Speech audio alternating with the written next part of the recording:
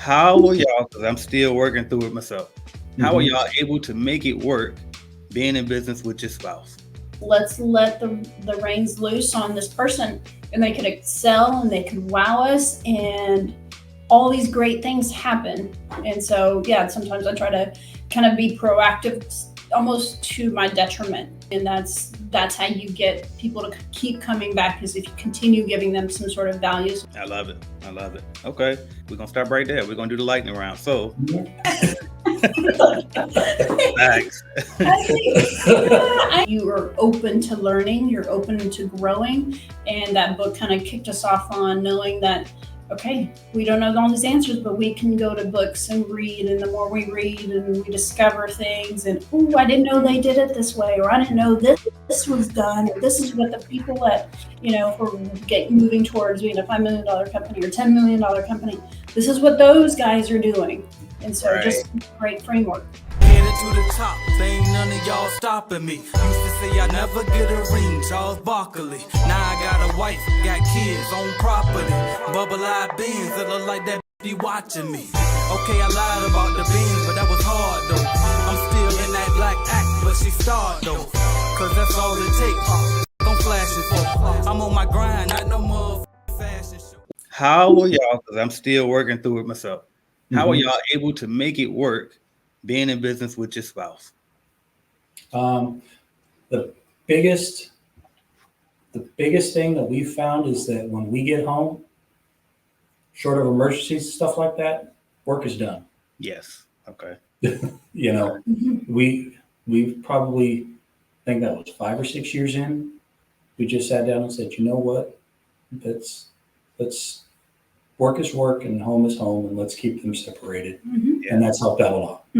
Mm. But I will be the first to say that if there's an emergency that goes on, or this happened, or something where our ops manager has to call us at night, we're going to address it. There's no doubt about it. We're going to address it, and there's no choice. But I'm not going to tell you that we are 100% not talking about work when we get home. There's the occasional time where you kind of bring it up, or Mhm. it's crazy because this is my office. Dan office is right next door to me. And there's some days where we have very limited conversation, or at least conversation about work. And so if something really cool happens, I may, at night go, hey, what'd you think about this? Cause I truly wanted to get his opinion at the time, but either our days were so busy, or maybe he was out in the field, doing ops things, and we just didn't get a chance to touch base on it. And so for me, it's that mental note, like, ask him what he thought about today. It was kind of cool before I forget. Yeah. That's what's up. That sounds like couples goals. I don't know if y'all see like the little hashtag couple goals or something like that, or power couple. That's what that sounds like right there. But office cross a hall from each other and just, yeah, that's cool. But anyway, all right. Now, what would y'all say has been the hardest part about growing y'all business so far? Letting go. Yeah, I can That's see a good that. one. That's a good one. Taking our hands off of things. Yeah. Especially for a guy like you, from what I hear, like with you being the detail one and being, you clearly you value quality work. Yeah. So I could definitely see it, and you bit that being the answer. I love that. Okay. Yeah, that's been the hardest because, it goes back to when we were first starting, when we were doing the cleaning, putting somebody in the building. Will they, maintain the level of quality that we've been providing? And, it's kind of, that way in every department. I used to be the floors because we couldn't find anybody to do the floors. Right. Put somebody doing floors, and it's just every department has that same thing, that same level of putting somebody else. This is your job now. So Yeah, and I'm like that way too. I mean, especially even with the things that I look at, which are the numbers and the bank and all that kind of stuff. It's like you kind of want to guard that to some extent, but at the same time, you can't grow if you don't give your team access to some of those things, and invoicing and whatnot. And so, yeah, we've come a long way. I think there's at every stage of growth, there's, I think, more comfort that we're getting to let some of those things go. Whereas before, oh, well, they're not going to know how to do this. And what about this happens? And so me thinking out, 3 steps ahead, thinking of all the worst things that can happen, well, sometimes I get in my own head, and I'm the first to say, well, what if it all goes well? What if this is a slam dunk, and then the customer is extremely happy? And so there's not a lot of times where those thoughts, come into my mind, and I think that's where I personally need to grow a little bit more, to focus on those. Let's let the reins loose on this person, and they could excel and they could wow us, and all these great things happen. And so, yeah, sometimes I try to kind of be proactive, almost to my detriment. Yeah. Too much, right? Try to put in plan B, C, D, E, all the way to Z, just to make sure that nothing breaks or everything's okay. Yeah. Okay. I love it. Now, I see that you guys, I think I saw in my notes that you guys started a YouTube channel. Is that correct? Yes, we're on YouTube for the company, and it's one of those things that it's crazy. Marketing, unfortunately, is like the last thing as a small growing business owner, the last thing that you address, which you probably would say it should be the first. I'm the same. I'm kind of similar. It's like I'm organic, and it looks like I'm the marketing guy because of how it's going, but no, I'm with you. Yeah. And so it was just to get something out there. The idea of hosting stuff about our lives, our within the company, our work, thoughts that we have, where we want to grow, and ultimately, we should be putting things on there that are of value for anyone watching, and that's how you get people to keep coming back, is if you continue giving them some sort of value, some sort of something they didn't know, or some understanding that you know them as a buyer, and are providing valuable resources for them to continue coming back, even if they don't buy from you. Right. I love it. Okay. Are you looking to start your own cleaning company? Or maybe you started your cleaning company, but you just need a support group, some mentorship, some guidance. Hell, a bidding calculator just to help you know if you're pricing the job correctly. Join us at cleanbiznetwork.app. That's www.cleanbiznetwork.app today and get on the right track with your cleaning company.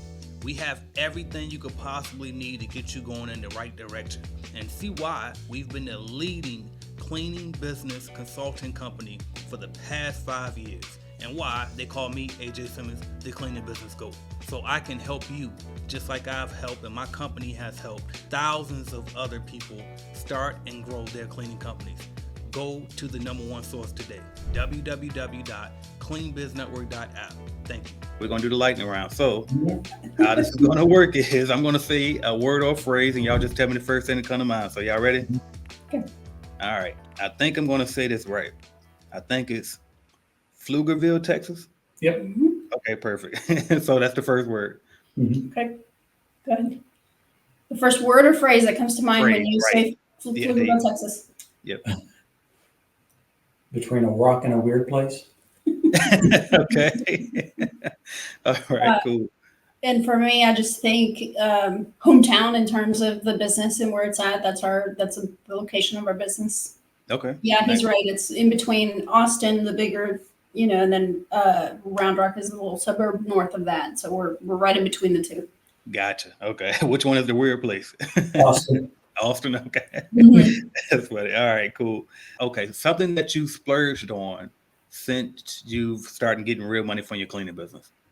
Vacation. Okay. I love it. Any particular destination was the best so far? Miramar Beach, Florida. Nice. I love it. I would agree with that. That's our favorite. Anytime we can get away, Florida is our state, our go-to state. All right, babe. Y'all ever close to Jacksonville area, hit me up. Yeah, we need to connect with you when we're out there, make it a working trip, huh? Absolutely, right? Write it off, right? All right, let's see what else we got. Your favorite YouTube channel other than mine or yours? Go ahead. I don't really have a favorite YouTube channel. Okay. I usually use YouTube for how to. Right, exactly. Right.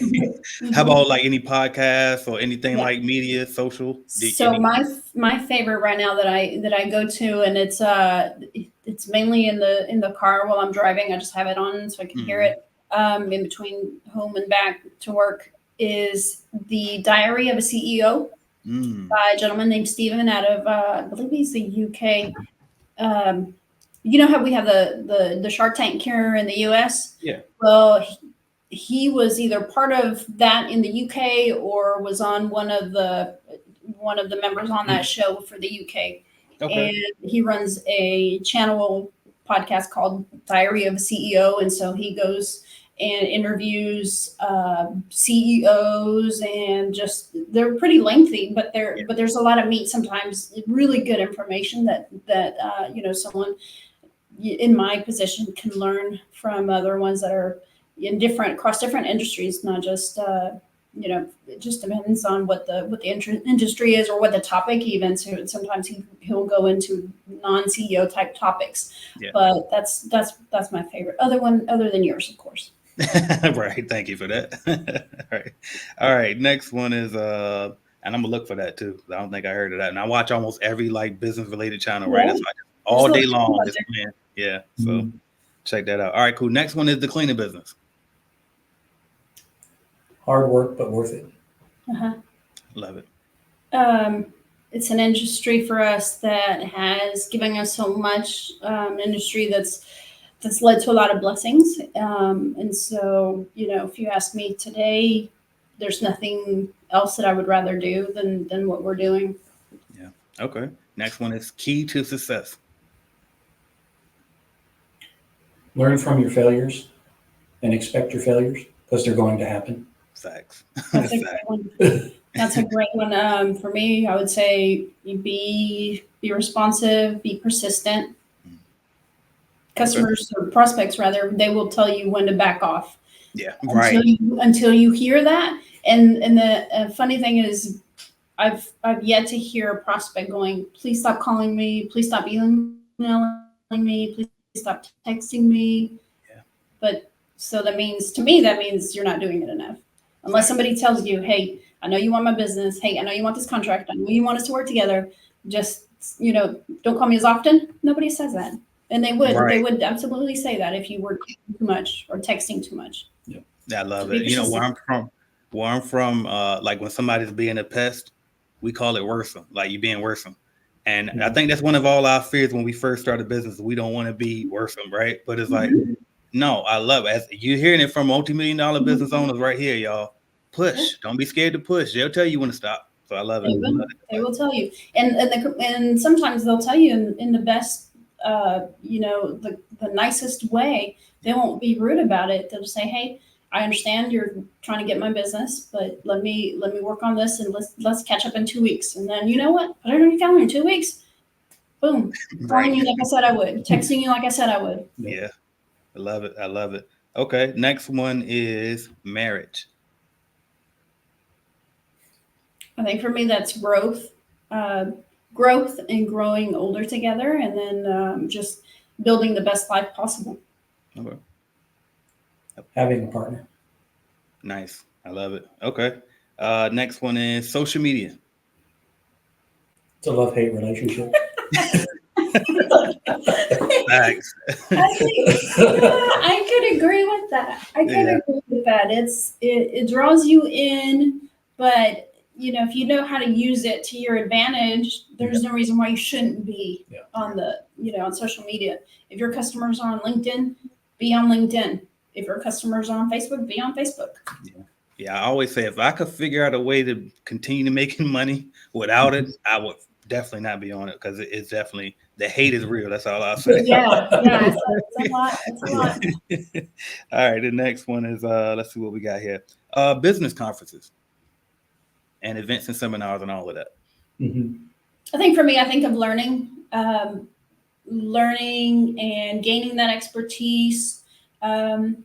Sometimes it can be a little uncomfortable if you're like me, if you're truly an introvert, and I feel like I'm an introvert on the weekends, but during the week I have to be some sort of an extrovert, right? Because I've got to talk to people about our business. I've got to talk to them and answer questions. I've got to talk to our team. And so I think that's. It's also the networking, meeting other business owners. Yep. I love it. Okay. Next one is favorite hobby when you have some free time. Ooh.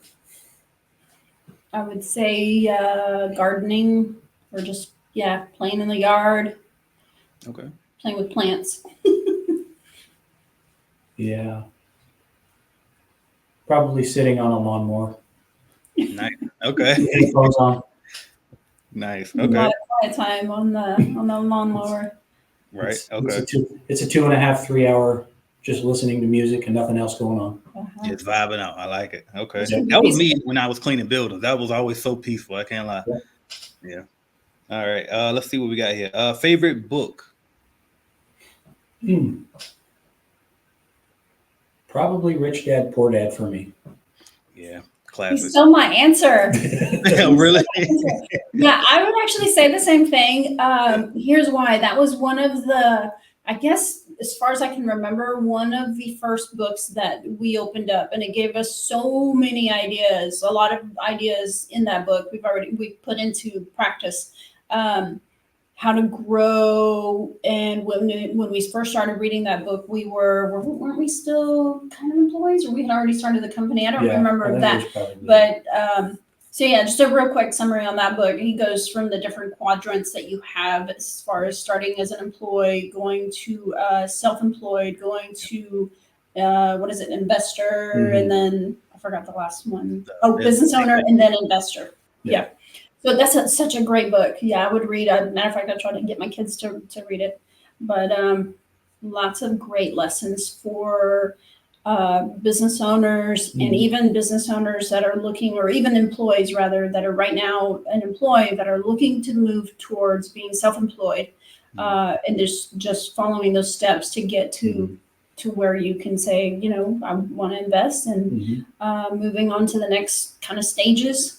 Yeah. A lot of great lessons there. Which led to other books to read, which led to other avenues. Absolutely. Yeah. If you open yourself up to, our daughter plays softball, and there's a phrase that says, are you coachable?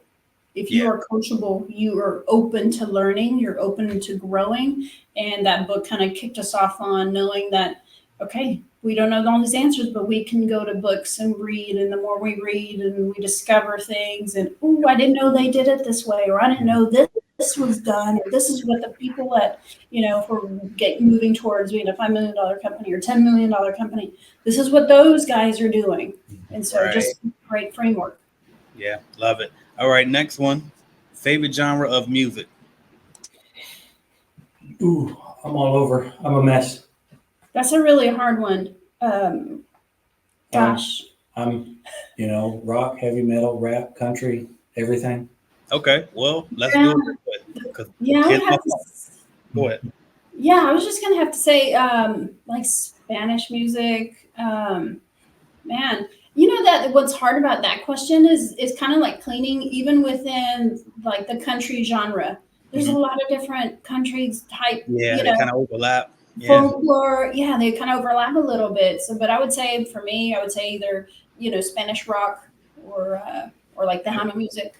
Yeah. Okay. Yes, our Pandora's a mess. Yes. I think and I think we passed it on to our kids because I heard their little playlist or whatever, and I'm like, ooh, got some Frank Sinatra on there. Okay, right. We raised them right. That's how my daughter is with because I'm listening a little bit of everything. Definitely some Frank Sinatra in there too. So absolutely. All right. So with that said, we'll do this. This is the final question of the lightning round.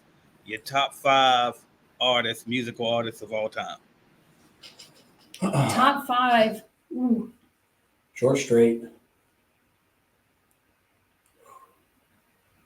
Ooh.